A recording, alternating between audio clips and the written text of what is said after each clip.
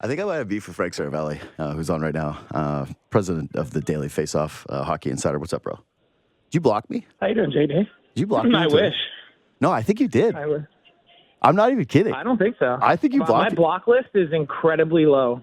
I think it's single digits. Just dude, FYI. I used to block, and then I realized that's the worst thing you can do. You can't block. No, because all right, here's my theory.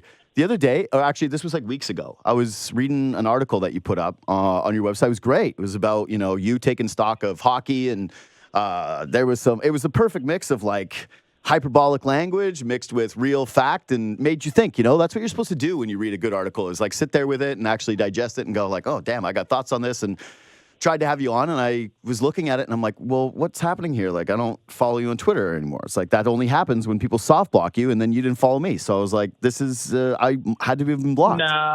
You were never blocked. I don't know if I believe you. I want to believe you, Frankie. I want to believe you, but there's no other explanation. I enjoy when someone comes at you and you just don't answer. I never you answer. Check out their profile. You don't answer, but then you also don't block them, and you don't mute them either, because I don't know if I wallow in it or what, but I enjoy seeing people get worked up. No, I will say there are certain times I'll pick my spots. You catch me on the wrong day, and I'll come back. But for the most part, it never ends up doing anything. Like, so I just usually leave it alone. I just usually just completely ignore it and fade away and be like this. But I don't know. I think you blocked me. I think you blocked me, and that's because again, how else do you explain it? It's allegation, false allegation. I'm just saying that this is a why did I have the bowl, Bart situation? Why did I have the bowl? Like, how else do you explain what ended up happening here? Anyways, all right, fine. So we're not going to get into a hockey beef, unfortunately. We're going to keep the number at 2, I guess, yesterday. All right. I got a bunch of stuff I want to get to with you today, but first of all, I was thinking about this. Tavares is having this awesome start to the season, right? And people are just thrilled with what's going on.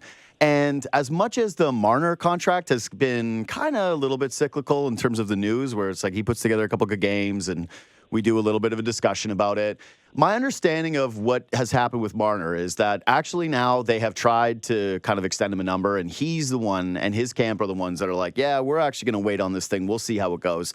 We might be the ones who want to hit free agency. Tavares, you kind of figured would be sort of an easier done deal situation. And I'm curious what you've heard about where they're at with him and whether this is a contract that could get done during the year.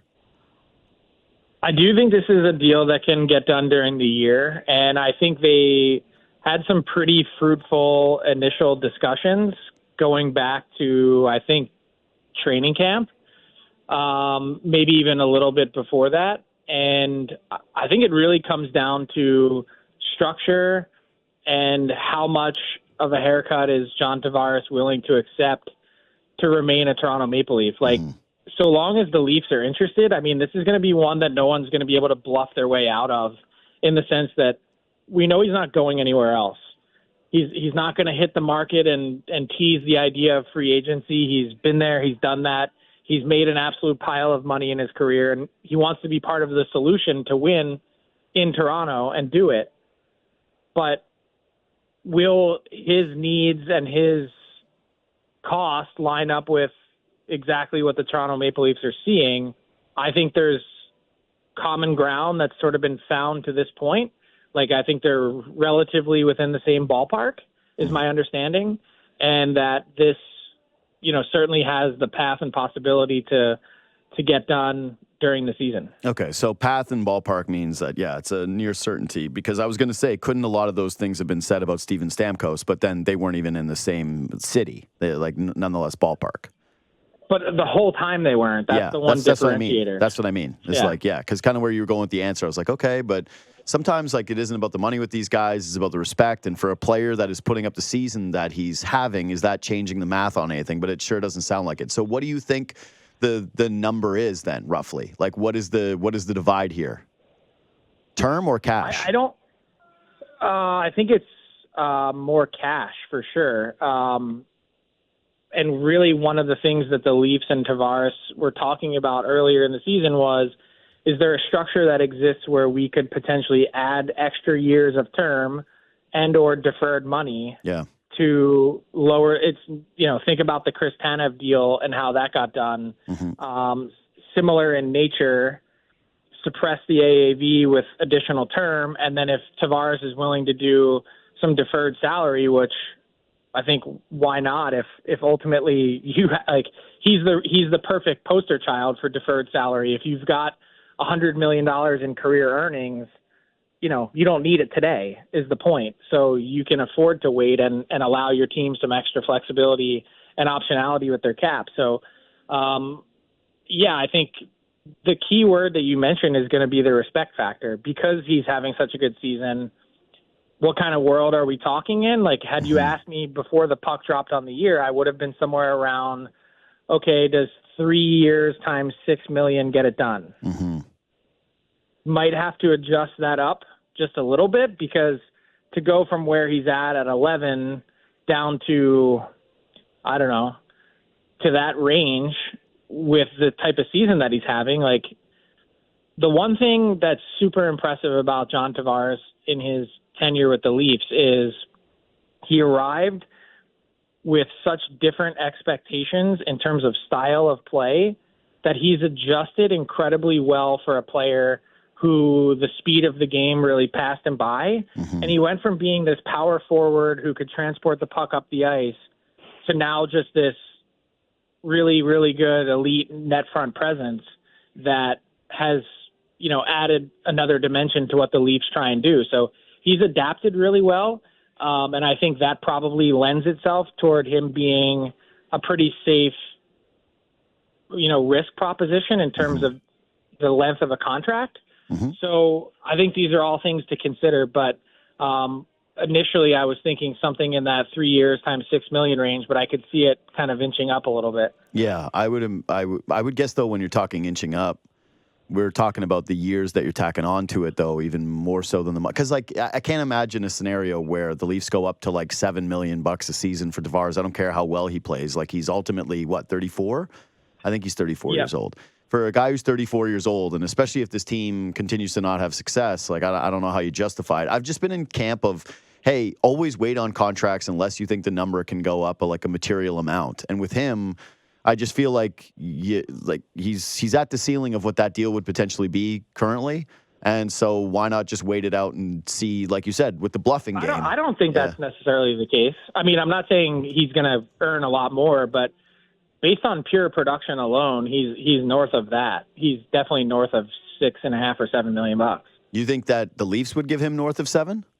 I'm not saying I'm just saying market value. Oh, pricing. For sure. But that's the thing here is like you mentioned it. There is no market value because no one can bluff their way into saying, hey, I'm going to go to market. Yeah, he's not going to actually take the Nashville Predators money. He wants to be here. He's not Ryan O'Reilly. He doesn't hate playing in Toronto. He's fine with it. I think if the guy is giving up the captaincy, doing it fairly willingly, having the season that he's having, has all of his family here, came here already, that, the indicator would be that he was always the guy that was going to get squeezed on a contract.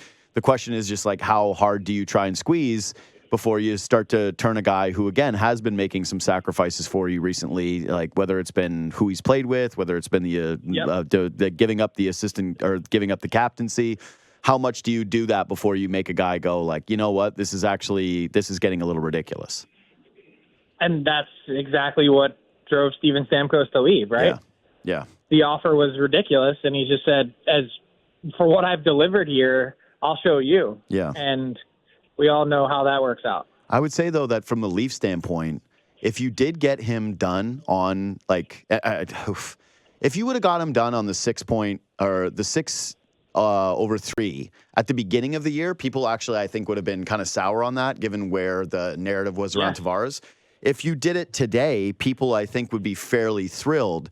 I wonder what that divide actually is, though, and because, when you mentioned that it's close, this actually feels like such a win for both sides from a optic standpoint and from a actual hockey standpoint, that you would imagine that you would want to get some momentum to get this done. Because if Tavares has this year, right? So if I'm talking to him, I would go, if you're having this season where you're putting up these numbers and you're in the good graces of every single fan, if you end up taking, say far less money than Nazem Kadri is making with fewer term as a player who's the same age, people are going to be pretty thrilled by that. Like, you've got everybody kind of eating out of your hand right now, whether it was the Team Canada snub that people perceived it here, whether it's been the numbers you've put up, whether it's been the sacrifices again that you've made. People have made the joke over and over that it's like this guy is now becoming more the captain than he was before when he actually wore the captaincy.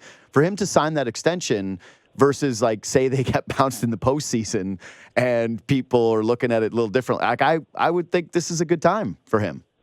So let's get the deal done then. Yeah. Like, theoretically, if the offer is 4 years times $6 million flat. Yeah, I would do that. Who says no? I would say yes if I was the Leafs and Tavares. But if I I was agree. Tavares, I would actually. This sounds stupid to say, but it's like I would even want to take a little less because it's like, dude, ultimately your legacy is going to be attached to whether or not this team wins or not. And yeah, the other guys aren't going to take wrongly, haircuts. Yeah, every player in this league is judged by their cap hit. exactly. And really nothing else. That's it. And so you're getting judged by your cap hit, but also your legacy is always going to come down to if you went to Toronto and won nothing, right? And you left the Islanders, the Islanders get to be like, what an idiot. He left us to go be on an embarrassing team that could never get over the hump. That was a bunch of losers every single year. He ended up getting the captaincy stripped of him, all of this different stuff. I understand that the number is a real value from a respect standpoint and also practically. Like, I'm not going to remove the idea that's like more money isn't better still. Of course, he still wants to make more money. He lives in Toronto. He got hit with a tax bill that he wasn't expecting, just like me and Tavares, same guy, in terms of CRA coming after us in a tough way. So I get it. Like, you wanna still get paid, but really, if you just hyper focus in on this thing, if they were to win a cup and they were able to sign someone else, and all three of the other guys continued to just like max out their value as much as possible, and he was the guy that took the massive haircut, it would genuinely do something. I know the fans here. I know this market, and like you mentioned, every player is judged on the cap hit. He'd be the first player to really actually do that. That's what I mean. He has an opportunity to do something special. Everyone else has not just taken more, but taken it over less term in order to get in line faster to get more. Yep. That's why it's like, dude, if you took 4 years, I would be reluctant to go 5. 5 is where you start to get like, ooh, okay. But I guess if you're thinking about like, hey, with the implication that, hey, maybe you could end up just burying this money and who cares. But if he was taking like a 5-year deal, like 5 times 5, I think the perception of him would change astronomically. Like, if his number started with a 5, people would lose their minds. Anyway, that's just my case for it. All right. Quick. Yeah, I get it. I would still stick with 4 times 6, and it's, one less million in the end over the full term. But yeah, and especially with the rising cap. That one last year, that's where you save yourself. Yeah. Okay, so I want to fly around a couple of other things here, so pick it up. When do you think the trade market starts to materially pick? Like, we've seen some, like the Avs have done things where it's been like pretty aggressive, right? Like, they were like, hey, we hate our goalies. We're just making these trades. But I keep thinking about when this is going to start to materialize in terms of teams that are going to start to drop out of the mix here, whether this is going to be like a buyer's market. Like, what are you kind of projecting here when you're getting the whispers? To be honest, this is the busiest November and December that I can remember in terms of conversation and actual sheer numbers of trades. Like, we're doubling up on a typical season to this point. That said, I think, now as we're inching close to Thursday night's roster freeze, just based on some of the reporting that we've done, the Sabres letting their players know yesterday to not expect a big trade after their meeting with owner Terry Pegula. The Nashville Predators essentially have arrived at the spot where their season's over now. And if you make a transaction at this exact moment in time, I mean, of course you can, but at some point, are you throwing good money after bad? And then what about, some of the other teams that we've talked about all season long? I mean, what happens with the Pittsburgh Penguins? Are the Boston Bruins antsy to do something? I reported last week on the Kings being another team that's, been active of late in talks. Same thing with the Philadelphia Flyers. There's a whole number of teams that are malcontents this year, unhappy with their position and lot in life, that don't really know how to do something about it, because a lot of the teams that are calling them trying to like let me give you an example, okay? Mm-hmm. I think the Buffalo Sabres have gotten interest in a ton of players, but specifically Dylan Cousins from a lot of teams. And let's just say the Calgary Flames are one of those teams that's been calling Buffalo saying we'd love to get our hands on Dylan Cousins, okay? Well, that's great, but what could the Flames possibly offer the Buffalo Sabres to help their case to win now from their roster? Mm-hmm. What you have are illogical fits in terms of trade partners because we haven't gotten to the other end of that equation yet, which is what you were talking about of teams essentially declaring that they're out. And then the flip side of that is the teams that are in are going to be getting to a spot where they need and only want to trade futures as opposed to players off of their roster. So we go around and around in a circle, and you end up with, some inactivity as a result. So the way I interpreted your report, because I read it yesterday, is that you reported on the Sabres Pegula meeting as, quote, "We believe in you. The solution is within the room." He professed faith in Adams, Ruff, and apparently told the players not to expect a big trade. Like, I don't know, like, what your read is in terms of the validity of what an owner says to players in a room. I'm not trying to say it's dishonest. I just think, like, usually when if like a great deal comes across the table, a guy's not going to be like, well, Terry promised. So yeah, but that would have needed to happen like before. First off, just to paint the picture. Yeah. The whole, Kevin Adams is in the room with the players. So is Lindy Ruff, the coach, and other members of the coaching staff. It's a full-fledged team meeting. Mm-hmm. And that's, I agree with your premise, except between now and then, we would have had to see Kevin Adams take the bat off his shoulder in discussions with other teams. And we've yet to see that because, by all accounts, he's done a lot of listening. He's received offers from teams, but there hasn't been much by way of countering. Yep. Okay, so let's put it this way. With the no countering, do you view that still as like the Sabres are a team that would still be buying then? Like more likely than it would be that they'd be a team that's selling? Oh, yeah, no, they're not selling. Yeah. They're trying to make more Bowen Byrams for Casey Middlestats. Mm. They're trying to trade players and get other good players back to change the look and feel and fit. They're not punting by any stretch of the imagination. Which is fair, because I can't imagine what the appetite would be in Buffalo for like them saying, well, we got to rebuild. I mean, did you see my mentions yesterday, the replies to that exact tweet, which, by the way, sources relay this information from the meeting. And I'm typing it out, and I'm going, this is the first time in my career that I felt like I'm writing a tweet for The Onion. Like, I couldn't believe that was the message, quote unquote, that was delivered to the players. I'm not saying you expect the owner to come in and peel the paint off the walls, but, I mean, 10 losses in a row? Yeah. 7 of which they were leading. And how many? 6 of them at home, and a bunch of them against winnable teams in the East that have now passed you in the standings, and the only team you're ahead of is the Montreal Canadiens. Yeah. 15th place or 14th place, 15th place out of 16. Like, it's just it's terrible. And to have that be the message that emanates now through your fan base is really difficult. Oh, okay, so I got a follow-up on this now, and I wasn't thinking about this before the show, but now that you mention it, it's like this is an organization that has just had like dysfunction many different times with many different GMs and different iterations. And it's like, even I'm thinking about like how contentious it got with Jack Eichel and the injury and sort of where they're at right now, where it seems like Dylan Cousins is just beyond pissed off. Like, there's a reason why his name's in the rumor mill. It's not just because he's, it seems beyond, I don't want to say a state of repair, but just like, the guy's clearly very pissed off. And these guys have lost all these games, and they have been terrible.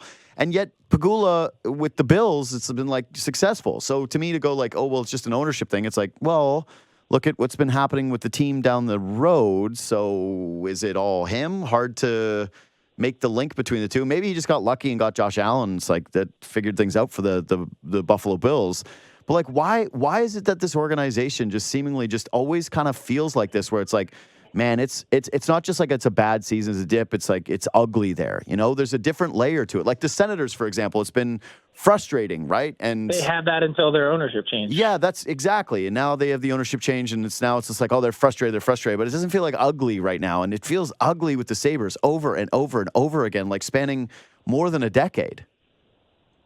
But I think the reason why it hasn't reached a different level, like Eugene Melnick or think of another toxic owner around the league, because for the most part, everyone is, Terry Pegula treats everyone well. He spends, he invests in facilities and players, and everything's nice, and they're well taken care of. It's not like he's going about this from a, watching every dollar standpoint. In fact, it's gone the other way to the point where, remember when he took over and they signed all those players, and his quote from his initial press conference was, the sole existence of the Buffalo Sabres is to win the Stanley Cup from now on. I mean, it's a great mantra, great feeling, but you've got to first off make the playoffs, which they haven't done under any one single season of his ownership, because he doesn't get credit for the first playoff appearance in 2011 because he bought the team in February. So that was already on the way. Mm-hmm. And since then, they've missed every year. So I'm not saying it's all on the owner, but it's always the owner who sets the tone. And usually I find that the biggest messes in the NHL in terms of operations come from owners that meddle too much. Like the best and best winning environments have come from owners who don't set foot in the hockey ops department other than to say hi every now and again. Mm-hmm. And the guy I think of as the poster child for that is Jeff Vinik in Tampa. Mm-hmm. Doesn't come in and pretend to be a hockey expert, is a big fan, and basically that's it. Shows up to cheer on the team and provides everything else that they need, writing checks, and otherwise stays out of the way. I would be the worst owner ever. I'd be everyone's hell. Like, I would just be there, like, here's what I think we should do. You would be Jerry Jones. Oh, dude, I would be turbo Jerry Jones. I'd be flying in the helicopter pad, all of it, every single part. But that's why they don't radio win, guys. I would do it all. He declared himself owner and then GM, and it's been that way for a long time and had immediate success and none since. Yeah, of course. Okay, so back to the trade market stuff. For the Leafs, you didn't mention. By the way, do you can I ask you? Do you is Cousins from your neck of the woods? What do you mean? Is he from my neck of the woods? That is it's kind of tough because we have Gavin McKenna coming up now, and this is going to be this is going to change everything. But yes, of course, Dylan Cousins is from my neck of the woods. The only thing that's disappointing is I've talked to him a couple of times, and he doesn't care at all that I'm from there. Like, he has shown zero. Wow, okay. He's just like, okay, I don't care that you're from there. I'm like, buddy, we're full of place in 30,000. I used to also play on Team Yukon. I was also a Mustang. It's like, nope, doesn't care. Doesn't matter at all to him. So hurts. Wow, hoping it's different with McKenna. Up, the workhorse from Whitehorse, straight up big time to you. I know he did. And not just once. That's even worse than getting blocked by me. I swear to God, it's one of the most crushing things that's ever happened to me in media. It's like, I promise you this. There are some, there are some who really want to be like friends with players, right? Like they got just like, it's like a dream for them. Like, they cover the, whatever sport it is. They're like, God, this player likes me. Or I'm like friends with this player. It's like, do you hang out and go to bars? Like, no, they acknowledge me at the games. I'm like, yeah, I don't know if you're friends, but okay. Yeah, that doesn't count. Yeah. But here's the thing, though. It's not as small. Obviously, the city's way bigger in the region, but any player who has come out of Philly, for the most part, I have some kind of relationship with, even though I didn't know them, but I go up to them like, hey, they're like, oh, you're from Philly. Like, yeah, I'm from Philly. And then we're friends. I get it. And, this is pretty strange coming from a guy who couldn't even wrap his mind around the idea of Canadians cheering for other Canadians. But anyways, I digress. It's crushing. I thought for sure that we would have some kind of hey, we're both working in a Whitehorse. It's like no one cuts out of there. We're from a place of less than 30,000 people. And again, I know people he knows and all that. It just doesn't matter. Didn't matter to him. He never gave me like a hint of like, hey, reach out or do a thing, like nothing. So I Now put it you're out there. happy that he's miserable and trying to get out of No, Buffalo. I'm actually not. This is the thing about being a true Yukoner is that like I will root for him till the day he retires. He could be a horrible player, and I'd be like, you know who the Leafs should get is Dylan Cousins. Like they should go out and acquire him. I cried like a baby, Frank, when he was on the World Junior team. They did a profile of my because where I'm from only has 2 rinks. Like if you want to talk about like rinks, well 3 but 2 in the city. And they showed little kids watching him get drafted from where I'm from. And the idea that you could make the NHL from the Yukon when I was a kid was like such an insanely wild idea, like completely impossible. And like the level of inspiration that guy injected into like that local community it cannot be understated. And when you live it and you know powerful. it's just it's beyond powerful. Like I said, I watched that junior show. I wept like a baby, just full blown tears, sobbing, watching Dylan Cousins as people held the Yukon flag up. So no, like I said, I was at that World Junior. Ride or die for Dylan Cousins. You can blow me off as much as you want. You never have to acknowledge me. It's just like I don't care, brother. I'm with you. Like same thing. I saw Gavin McKenna. He got like a Bauer deal, and I'm excited for him. Like he's my son. Where I was like, way to go, son. That's a good brand to be a part of. You know, like they're doing really good things over there. So.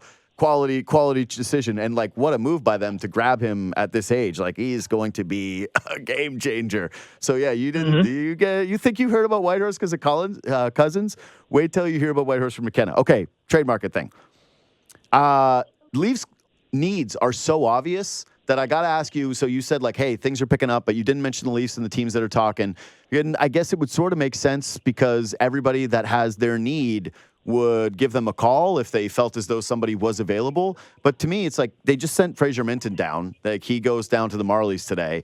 And moving forward, that is going to be the piece that this team unquestionably needs to target in on is like third line center depth. Got to be that. Sure. Are there other places? Could they add another depth defenseman on the right side to play with Morgan Riley? Sure. Could they add another winger? Yes. But what do you think the center market is going to look like this year? Because it's always such an expensive position to try to acquire through trade, and especially someone of like actual impact. But when I've looked at the names and I've had, I've chopped it up with different people about it, it's usually been pretty underwhelming to me. Well, it's underwhelming because it's bare, it's barren. Yeah. I can't tell you as I'm making my rounds every week. I have like a list of GMs on speed dial that ask, like I can like as the conversation's shifting, like I can predict exactly what's going to come out of their mouth, which is, hey, you hear any new centers on the market? That's literally exactly what they're like. Any right shot centers? I'm like, there are no centers, period, let alone right shot centers. And then they go, any in like the 20 to 24 age range? I'm like, come on, are you kidding me? Someone like, asks you that and they're a real GM? Yeah, I mean, they want to know, is there something I'm missing? Is there a player available that you've heard of that is unhappy or the team might be looking to do? Like, here's the thing. I think a lot of people would be surprised to learn that there are a number of teams in this league that just don't talk to other teams. And it's not because they don't like them. Part of it is competition. You've got division rivals. A lot of teams don't talk in division. And the other part is there's some GMs that only deal based on relationship, and fairly or unfairly, that they don't peruse the entire market. And that was one of the big questions that I had about the Cam Fowler market, which I think the Ducks ended up answering because they did bring a whole host of different teams to Cam Fowler to consider. But that was the first thing I thought of when seeing that trade was the return was so underwhelming. Did they do their full due diligence to converse with every team to understand exactly what they could get for Cam Fowler? And it's a really small world. It just is. It's just so weird that would be the way that business is done. But yeah, I'm not refuting what you say. In fact, like heard the same thing. I mentioned this many times when Dubas was here, like how he was very much not in the boys club and the way that would affect him in terms of trying to do deals with other general managers around the league, and why there was always a small circle of teams that it was, hey, like look who he's going to consistently be picking up the phone to. The funny thing is he actually very much is in the boys club. Yeah, pivoted. I got in. I guess you knock at the door for multiple years. Yeah, when I saw the Team Canada thing, I was like, okay, you're in. Like they did You've made it. what's the mafia thing where they do the code, whereas they burn the picture of the saint, in the basement. It's when they take And the blood oath. It's omerta. Yeah. That's it. Where you take the omerta. Yeah. It's like he got in. He got in to the omerta in the basement.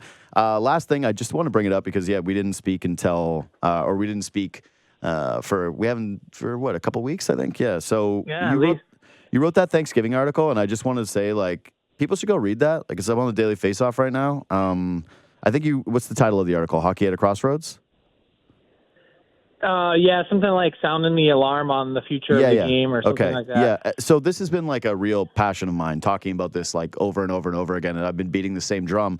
But you actually put out some numbers that I think are like really interesting for people to hear. So it's like, here, let me put this one out there. I'm not stepping on everything from the piece. People can go read it. But, quote, according to Hockey Canada, player registration for males aged 5 to 18 has declined 12% over the last 10 seasons.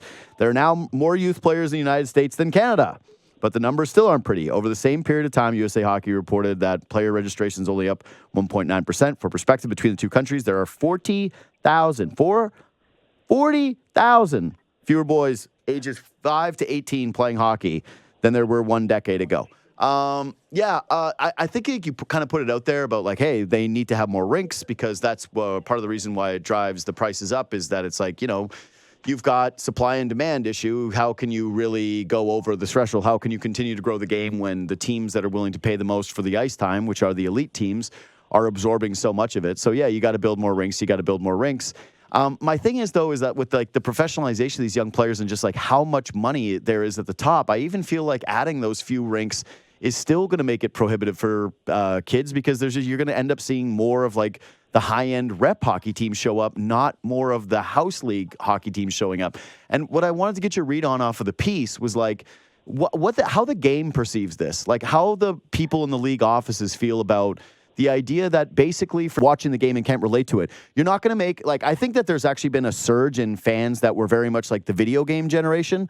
Like there was a lot of people that weren't necessarily like playing hockey as a kid, but played the NHL video games. And there's like a sect of fans that are like that. But that to me has also hit its like peak. That's already done. We've got that pocket of people. That's not going to be the only way that you can grow hockey anymore. You got to have kids play. And it can't just be rich kids that play once they pass the age of 12 years old. And that's hockey's real problem right now. And if it's more rinks that helps mitigate some of those costs and brings them down, sure. But it's also all of the industry that is around hockey right now, whether it's the suppliers who are selling kids sticks for $400, whether it's every single one of these high performance camps that's like, you got to be playing this, these leagues that are basically, you got to be paying these fees. It's so out of control what the cost is to be a competitive player that the league just has to know that at some point here, they got to step in and they got to figure out a different way to get more kids involved and to get more people feel like there is a real ceiling to their hockey careers beyond, like, not just making the pros, but beyond being like a kid that's in novice and peewee. But here's the really uncomfortable part of the conversation is in order for those people to actually do something, one, they need to recognize that it is a problem to the point that you just had about them saying some of it's dramatic. And two, then they need to dig into their own pocket to do it. Yep. And if anyone should, it should be the league and these owners where the average NHL franchise is now worth $1.93 billion. Yeah. Like the proposal that I made, which was pure pie in the sky in the story that'll never happen, is you bring in 2 new teams to the league to bring it to 34 teams, and you take one of those fees, let's call it $2 billion each. You take $2 billion before even putting it in your pocket, since you're not sharing it with players anyway, and go spend that as an industry on building 500 new rinks. And I'm not talking fancy, you need a bar and a lounge and everything else in your rink. I'm talking like just the rinks that old JD grew up in the Yukon. Like they're not. That's it. But no one will do that because it's too nice to sit there and divide, $2 billion by 30 teams. and cash the check. Yeah. See, that's why, again, like, and leave it for someone else to solve. I think that I'm with you, and I think that is a great idea. Like, it really is. I just think that there needs to, at some point, also be pressure that is applied to the industries around hockey right now. Like these leagues, some of these manufacturers and suppliers. It's become for-profit youth sports, That's which is what I mean. another thing I hit on in the story. Yeah. The fact that you've got private equity, every rink in my area is owned by one company, one guy, and he now owns all the teams. And he's got so much power with the number of rinks that he owns that he's now able to even leverage USA Hockey and threaten them to leave the overall national governing body and start his own thing with his own insurance and his own. It's insane what we've arrived at now. No. I can't, if I want to take my kid to go play for another team that's not in that circle, I need to drive an hour and a half. Yeah. But no, it's hyperbolic. It's totally hyperbolic. Yeah, but right. I'm dramatic. I'm the bad guy. You're dramatic. Anyway, I'm with you. I've been with you for a long time on this. I think it's crazy. It's not the sport that I grew up in. It's not the game that I fell in love with, and again, was able to play because my parents could afford it. Like, they could actually put me into the leagues. And yeah, my parents aren't rich and certainly were not rich by any stretch of the imagination. And so, yeah, but I still got to play it, and I still got to feel like there was a way for me to continue to play it if I would have wanted to. And now I think that it feels very hopeless for a lot of people. And if the people in the game don't recognize that, then they're going to just continue to see shrinking numbers across the board, and then eventually these profits will subside, and like, you're just going to basically be owning real estate. Frank, thanks as always for doing this, buddy. I appreciate the time. Have a good one, JD. You too, pal.